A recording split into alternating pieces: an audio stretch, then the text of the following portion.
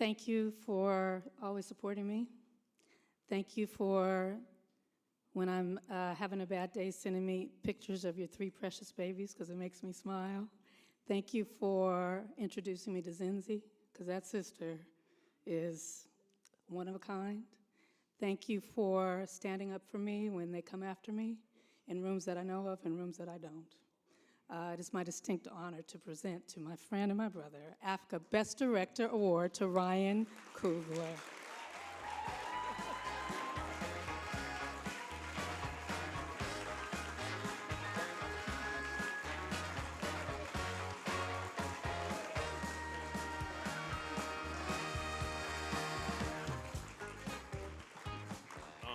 Thank you, Ava, for being here and for always being there. Oh, fuck, man. Every man came up here and cried. God damn. I'm gonna be the first one to cry twice. No, but Ava, you make me feel safe in this industry.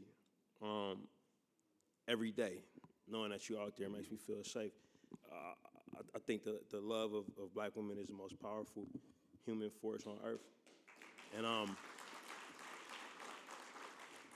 felt safe before I met you when you won Best Director at Sundance for Middle of Nowhere. And we met actually 2013 when I was walking in there with my first movie, and you pointed at me and gave me a big old giant hug. And you said, I heard about you.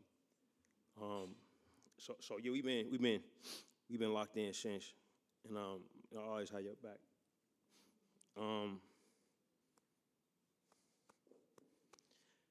I know it's a game happening soon, right? Has it started yet?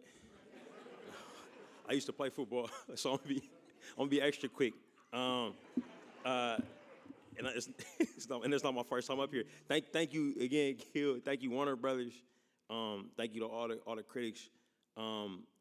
Directing is like Ava's one of the best of them on the planet.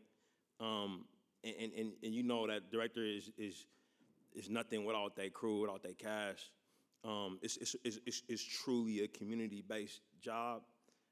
It is a skill, it is a craft, it is a calling, but you need people to do it. And I was blessed with the best people on this one, man. My wife and Zinzi Coogle, my producer Seb, Ohania, we business partners.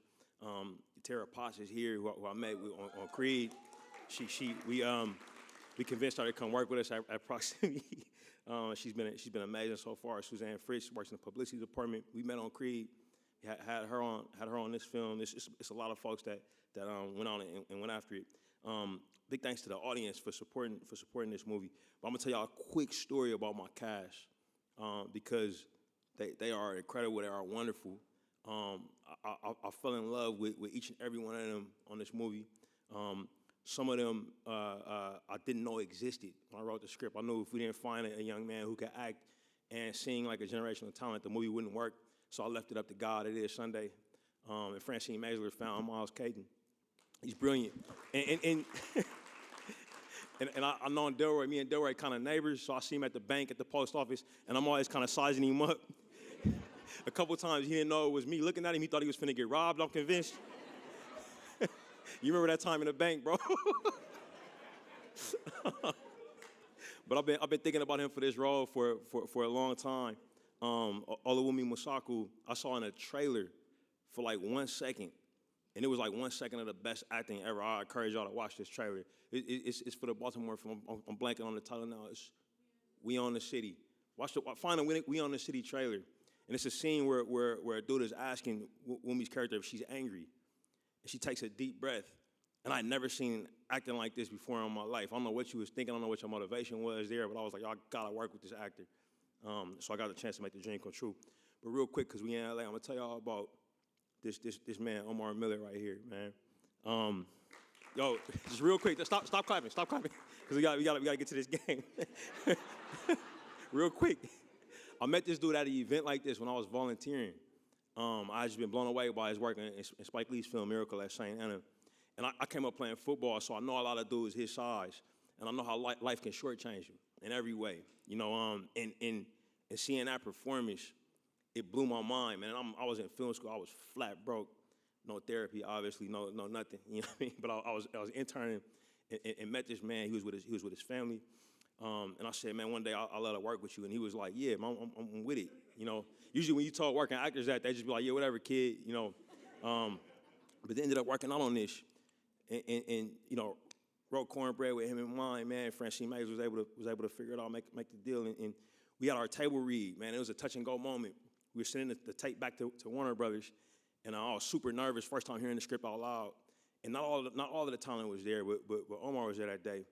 And we got to a line. I think it was Hogwood, which is played by a Ku Klux Klansman, which needs to, you know, in an ideal situation, it's a white dude.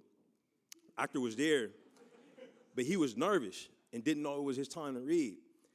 And my heart sank. I'm like, yo, am I about to have to get up and go direct? Because we was on camera, you know what I mean? Like the studio was seeing this. I'm like, yo, I'm going to have to get up and go direct this dude during the table read. And right when I slid the chair out to get up, I hear this voice come out. That sounds like a Klansman. And I'm like, yo, who the fuck is this talking? Like, because I'm looking at the actor who's supposed to be doing it, and he was like you know, a ball of nerves. And I look over, and it's Omar. And he's reading the part. And then Mike's reading back to him, and they going. And I'm like, yo, this is crazy. So then eventually somebody tapped the other actor. He was like, oh, shit, okay, I got it. And I talked to him after, and before I said anything, he's like, y'all know that video is going to the studio. I'm not finna leave you hanging like that. Yo.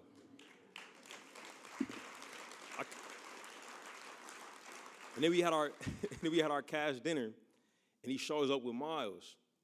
And he's like, yo, I got Miles. He pulls up with him. And, you know, it's a very young man. You can't drink now, can you, legally? Yeah, you're 20, right? Yeah, next month you can have it. Yeah, so it's at a bar, and you know what I'm saying, there's actresses around and everything, and this young man is there unsupervised, you know what I mean? And Omar pulls up with him, and he pulls me to the side. He says, man, I got this kid. Like he said, I know what it was like on 8 Mile when I was in Detroit and X, Y, and Z. He's like, man, nothing's gonna happen to this kid, man. I got him. That's the type of cast we had, man. They loved each other, they trusted each other, and they trusted me, man. God bless y'all for that, man. And thank y'all for this.